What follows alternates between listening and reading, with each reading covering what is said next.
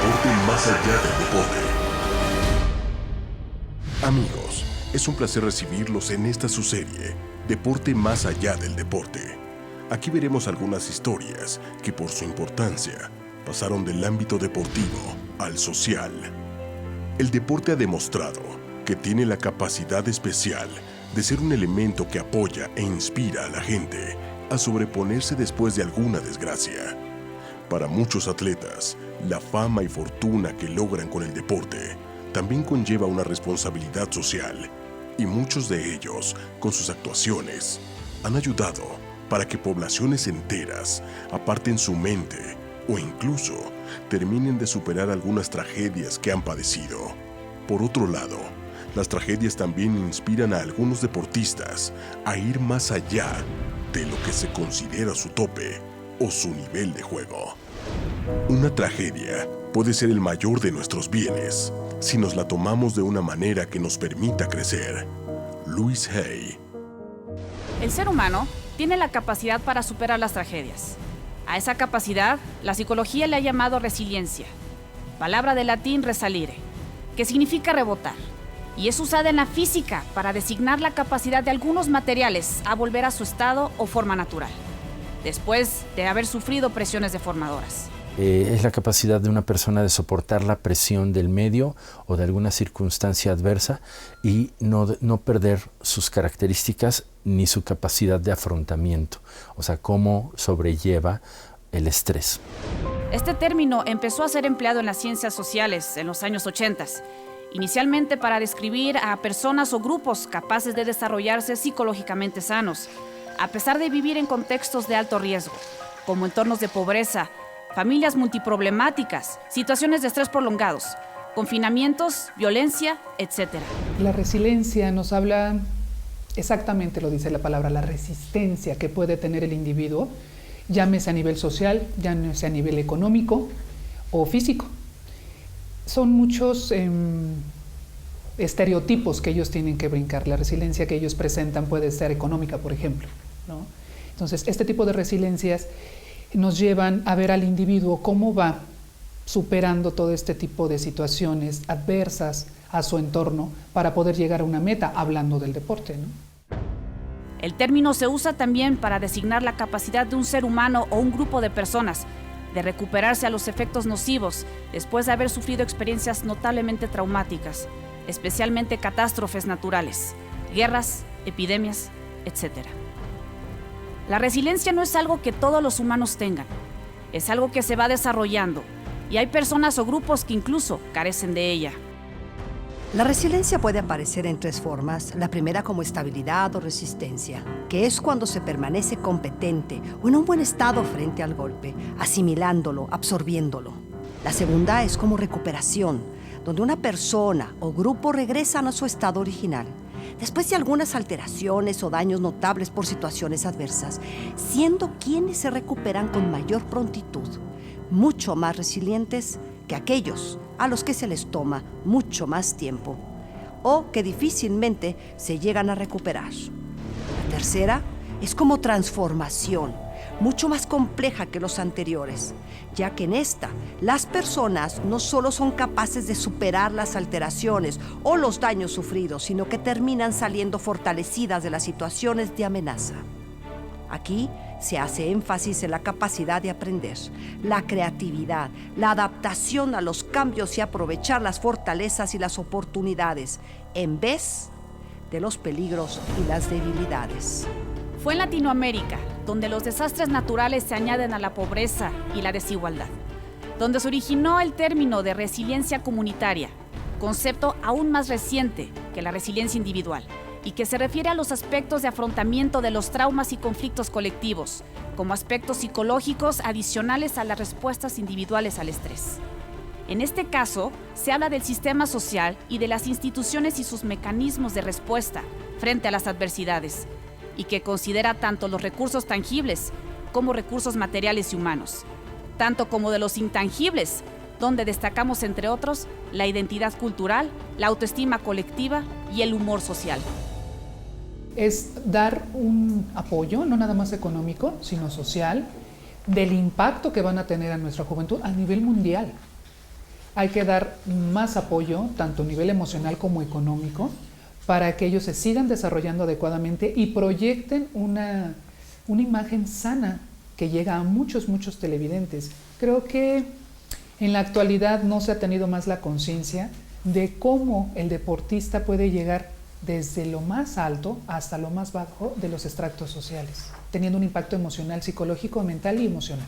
Puede gustarnos o no, pero es innegable la ayuda que la respuesta humorística tiene al aligerar o quitar la amargura o situaciones difíciles, a tomar distancia emocional y permitirnos con esto poder analizar de forma más objetiva las situaciones. La capacidad de reírnos juntos de estereotipos sociales, políticos o religiosos refuerza los lazos de pertenencia y hace más resiliente a la comunidad. Y la resiliencia se puede, como decíamos hace un momento, construir. Y de este modo, no todas las personas participan en el mismo momento de la misma habilidad, pero tenemos la ventaja de que la podemos desarrollar de cualquier forma. O sea, todos vamos encaminados hacia el mismo punto, hacia el mismo objetivo, y en este caso la resiliencia es la meta. Las experiencias dicen que lo que no te mata te hace más fuerte. Ese es el caso de la resiliencia, y como grupo y como mexicanos lo sabemos. En muchas ocasiones, eventos deportivos o deportistas ha ayudado a comunidades enteras a sobreponerse de las tragedias, debido a que hay mucha carga de identidad cultural y autoestima colectiva en la figura de estos deportistas o de los equipos a los que pertenecen. Muchos tienden a idealizar las aspiraciones y el orgullo de la comunidad en las figuras deportivas, a quienes llegan a venerar como héroes.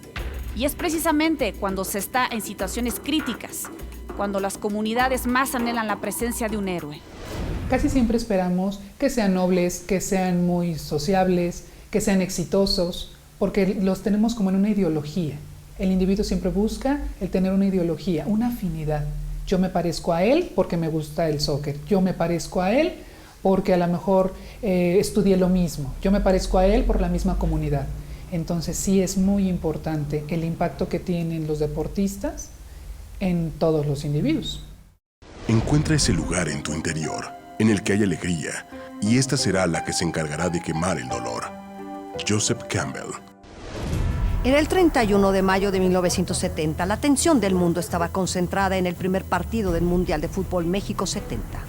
El país local arrancaba el primer juego del Mundial ante la Unión Soviética. Minutos más tarde, a 92 kilómetros de la ciudad de Chimbote, en la costa peruana, un sismo de 7.9 grados de magnitud tomaba por sorpresa a la población peruana que observaba el partido. Perú llegaba a un Mundial. Luego de 40 años de no haber participado, contaba con una generación joven de estrellas, la cual sería conocida como la generación de oro. En un principio, el impacto del terremoto fue subestimado por las autoridades peruanas en la capital Lima, ciudad que prácticamente había escapado ilesa al fenómeno. Sin embargo, con las comunicaciones cortadas, poco a poco se fue conociendo la devastación sufrida. Incluso tardaron varios días en poder acceder a la zona de los Andes. Los jugadores no sabían lo que había pasado. Les era prácticamente imposible comunicarse en un principio con sus familiares, y al igual que el país entero, desconocían la verdadera magnitud de lo que había sucedido. En ese primer partido contra Bulgaria salieron luciendo un cintillo negro honrando a las víctimas del terremoto, a quienes dedicaban el Mundial. Un alto directivo, el doctor Menchaca, arengó al equipo para esforzarse en homenaje a las víctimas del sismo. El partido era parejo, pero cayeron 2 goles búlgaros con un enorme e inspirador espíritu. Los peruanos vinieron de atrás y terminaron ganando el juego 3-2. Lograron su pase al vencer a Marruecos y calificaron segundo, después de Alemania. En cuartos de final fueron vencidos por el mejor equipo del Mundial, Brasil. La que ha sido la mejor actuación peruana en su historia, terminó dándole ánimos a una sociedad devastada por la tragedia e hizo una diferencia importante en el proceso de la recuperación de su pueblo. Se dice que a su llegada a Lima, un niño les dijo: Yo tenía mucho miedo por el temblor, pero cuando le ganaron a Bulgaria, yo ya no tuve miedo. No existe nada malo en nuestros hogares y país que un poco más de compasión, cuidado y amor no puedan curar. Somos todos hermanos y hermanas y debemos ayudarnos mutuamente cuando es necesario. Roberto Clemente. Hay deportistas que entienden la importancia y el poder que su imagen representa para la comunidad y asumen un rol ejemplar. Lo que pasa es de que todos los individuos buscamos lo que son figuras o patrones de conducta a seguir. Recuerda que estamos constituyendo nuestra personalidad. Entonces somos de imágenes, somos de héroes, somos de seguir el común denominador. ¿A qué nos referimos con esto? Sí, es muy importante el que los deportistas sepan el impacto social que tienen a nivel infancia, porque van a ser imitados en su comportamiento, en su físico y en su común denominador. Uno de los mejores ejemplos que ha habido en la historia es el del pelotero puertorriqueño Roberto Clemente. Probablemente el jugador más dominante en la década de los 60. Clemente, nacido en Carolina, Puerto Rico, en 1934, personificaba lo mejor de una cultura que no era bien vista en Estados Unidos antes de su llegada al béisbol de las Grandes Ligas. Clemente fue un jugador excepcional, un verdadero pelotero de 5 herramientas.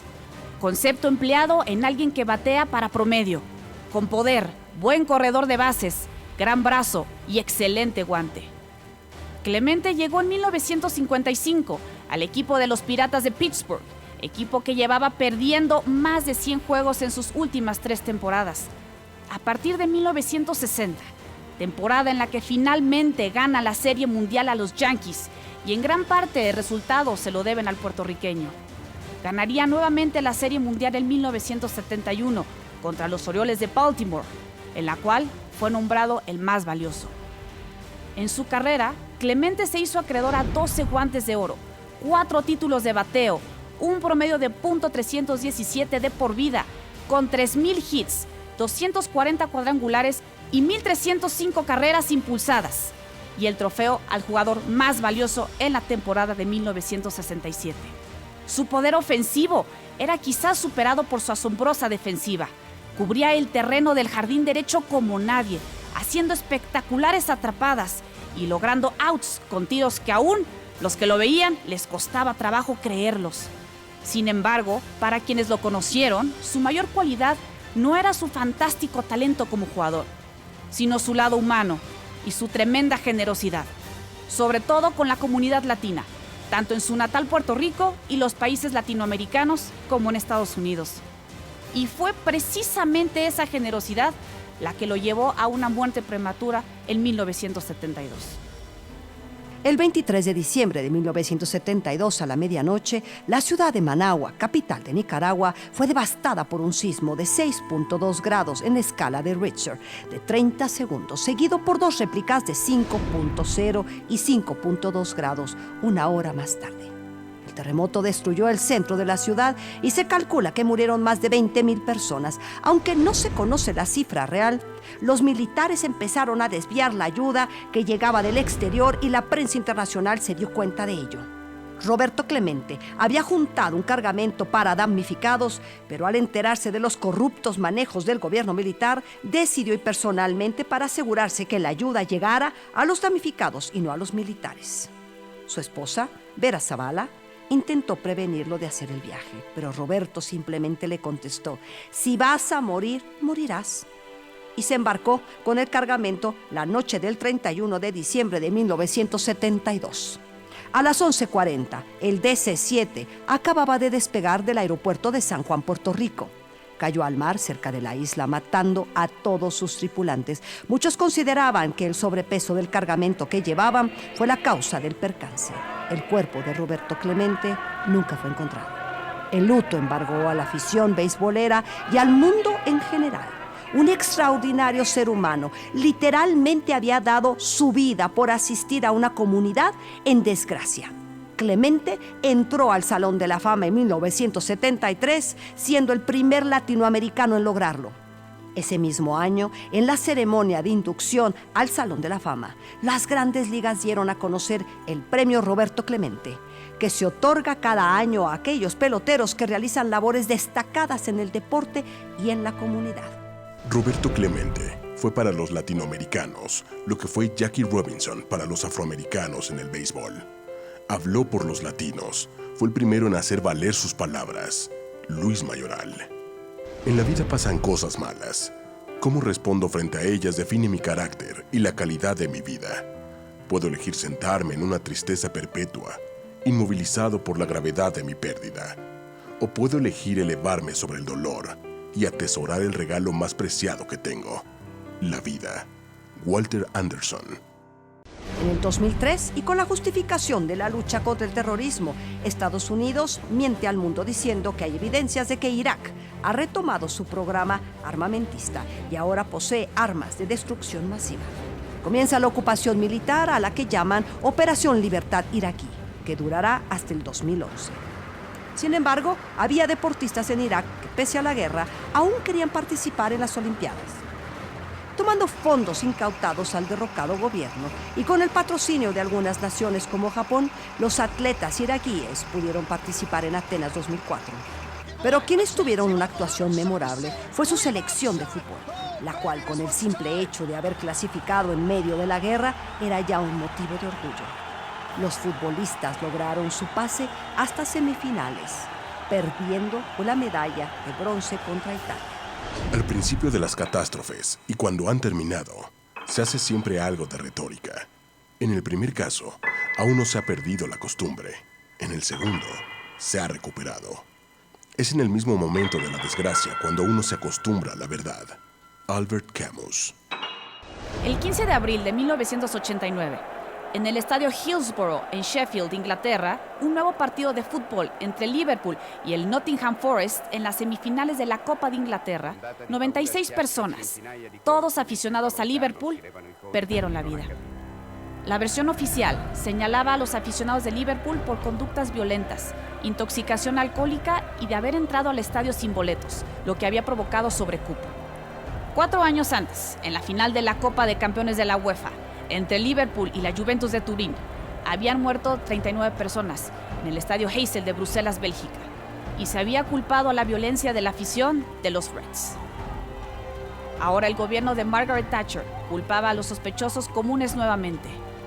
Los familiares de las víctimas y gente que los apoyaba investigaron e iniciaron la demanda más larga de la historia jurídica inglesa.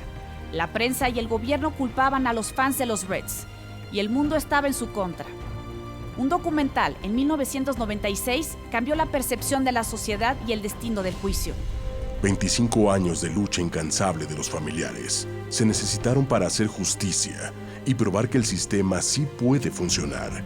Eso terminó fortificando a la sociedad inglesa. Y cuando uno tiene esta experiencia y se reconoce en el otro, se reconoce en alguien que tiene esa experiencia y la logra hacer plena, bella, magnífica,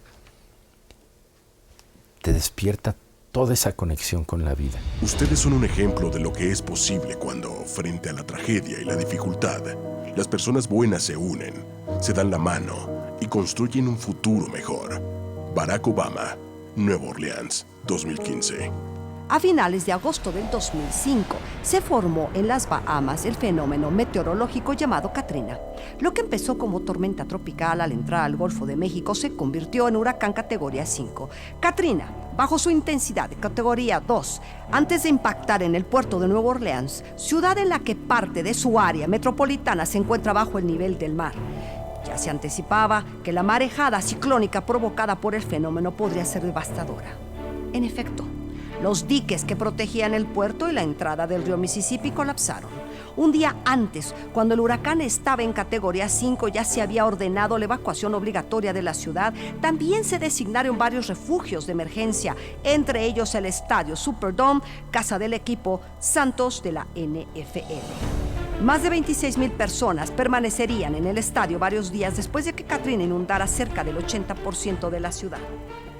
Los locales habían pasado del lamento al enojo y en el proceso de la reconstrucción fueron aprendiendo cosas muy importantes que los harían crecer como sociedad.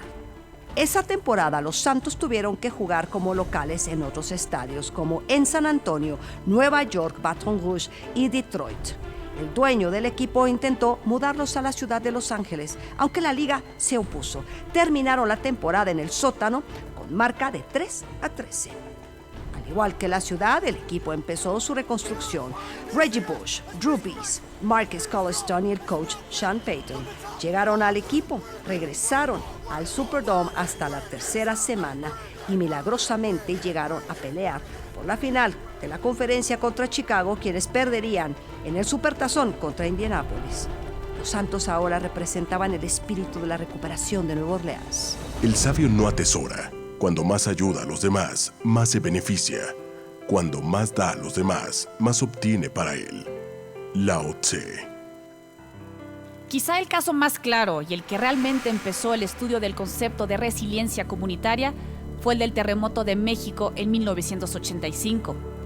El 19 de septiembre de 1985, cerca de la desembocadura del río Balsas, en el Océano Pacífico, un movimiento telúrico de 8.1 grados en la escala Richter sacudió la costa y el centro de México a las 7:18 de la mañana. Entre las zonas más afectadas se encontraba la Ciudad de México. El número exacto de las fatalidades se desconoce. La cifra oficial, que para muchos observadores resultaba ridícula, era de 3.192 muertos y se llegó a calcular por el Banco Mundial en 20.000, mientras que los cálculos del Sistema Sismológico Nacional fueron cercanos a 40.000. Increíblemente fue la sociedad mexicana, en una muestra extraordinaria de autoorganización y cooperación, la que tipificó perfectamente el concepto de resiliencia comunitaria. Pocos meses después del mayor desastre histórico del país, este se había puesto en pie y agilizaba aún más su recuperación. Mucho se habló del impacto solidario de la sociedad civil mexicana y de lo que su desinteresado esfuerzo y tremendo trabajo lograron para que finalmente se pudiera llevar a cabo una Copa Mundial, que ya esta había sido rechazado por Colombia. El sabio no se sienta para lamentarse, sino que se pone alegremente a su tarea para reparar el daño. William Shakespeare. Las noticias de cada día no eran halagadoras y la energía se iba acumulando en un país humillado y golpeado por crisis y desgracias. Y no se sabía a ciencia cierta qué era lo que podía ocurrir con un pueblo que llevaba años soportando muchas presiones, las cuales el sismo no había hecho más que potenciar.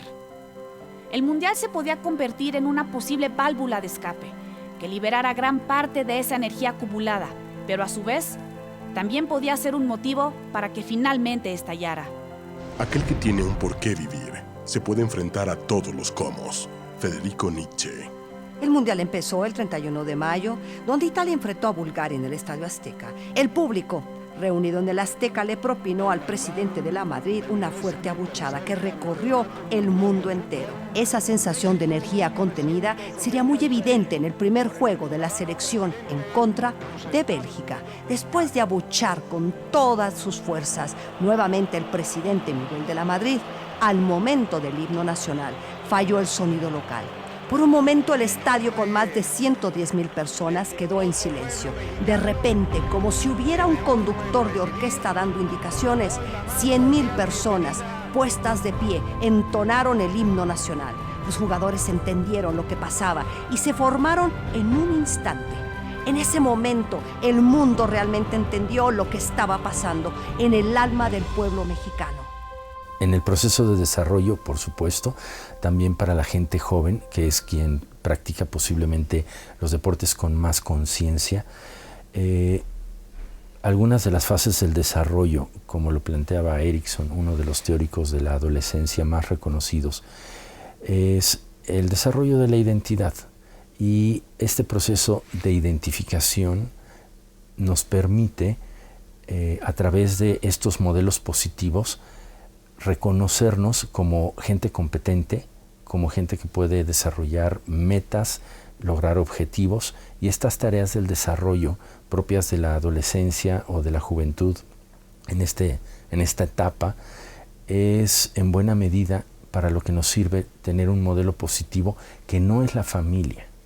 O sea, ya no van a ser los padres, sino que tenemos que buscar modelos de identificación fuera de nuestra familia de origen, y ahí es donde encontramos estrellas musicales, artistas, Para los que son más introvertidos, posiblemente algún artista plástico, un fotógrafo con el que te identificas. Y por supuesto que en la esfera deportiva tenemos a los grandes héroes que nos van a permitir esta identificación y un modelo constructivo.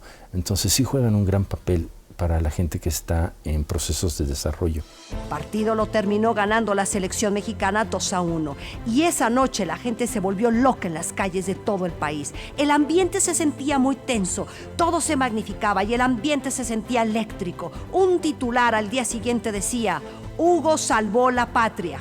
En octavos de final, México venció 2-0 a Bulgaria y la gente se volvía loca. Sin embargo, salvo casos aislados, siempre se mantuvo la ecuanimidad, aún en los excesos. Alemania era el siguiente y el cerrado juego se fue a penales, perdiendo México 4-1. Si bien había un sentimiento de tristeza por haber perdido, el hecho de que hubieran estado tan cerca, que hubieran sido contra Alemania, que como de costumbre se hubieran perdido en penales, cosa que parece ser un hándicap genético para el fútbol mexicano. De alguna forma había bajado el nivel de frustración en la gente y el resto del mundial continuó en orden. México se había levantado literalmente de sus ruinas y la fuerza solidaria de su gente quedó como muestra a la humanidad del poder que tenemos los seres humanos de no solo sobreponernos a las desgracias, sino de salir de ellas fortalecidos. El sismo fue una tragedia de gran magnitud, pero la comunidad demostró que era capaz de organizarse, de entregarse de forma altruista, de sobreponerse y de crecer en el proceso.